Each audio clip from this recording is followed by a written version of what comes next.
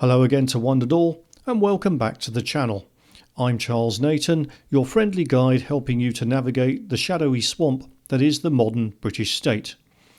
Now, talking of the modern British state, the Palace of Westminster may look glorious on television when you look at the Commons and Lords chambers, but it is a bit of a mess, as anyone who's been there can tell you. It's long overdue for a major refurb, upgrade and significant preservation work. This work is in fact due to begin in the early 2030s, and that's after the next election, whatever might happen. Why is this work happening? Well, the last time there was any really major renovation or building work carried out at the Palace of Westminster was prior to 1950, so it really is overdue. Needless to say, this is going to take years and it's going to cause a lot of disruption and it's going to cost billions. So there's been a lot of preparation work going on in the background with a joint committee from the Commons and the Lords looking into the various options as to how to proceed with it. And of course, naturally, being Westminster, it's produced a report. Here it is now. The report, setting out the general costings and logistics options available going forward, runs to 128 pages, but luckily there is a 16-page summary if you don't have time to sit and read all of that.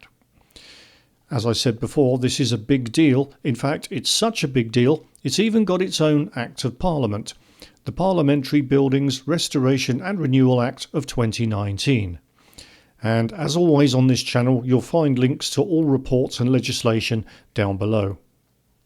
The Joint Committee of the House of Commons and the House of Lords has looked at the available options and boiled it down to two definite choices. The first choice is something called full decant, which, as its name suggests, would involve moving everybody and everything out of the Palace of Westminster for a number of years so that these extensive works could be completed. The second option is something called EMI+, which means moving the House of Lords out for a good long time, probably to the Queen Elizabeth II Exhibition Centre. Meanwhile, the House of Commons would temporarily move into the Lords Chamber so that the work could be completed when Parliament's not in session. Either way, it's going to be a logistical nightmare and it's going to cost billions and take decades to complete. Just to be clear, however it shakes out in the end, this is going to be a very long and expensive process.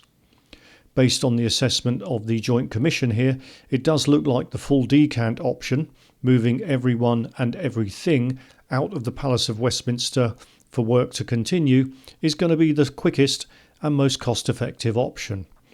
This shouldn't be surprising really, as work will then be able to continue whether Parliament is in session or not, because they'll be somewhere else. If Parliament eventually decides on any option other than full decant, I for one will surely want to know why, and they better have a very good reason, because they'll be choosing something that's slower and more expensive.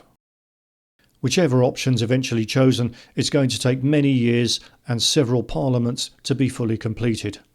That's just something to think about in the years ahead when it inevitably becomes a political football for one reason or another.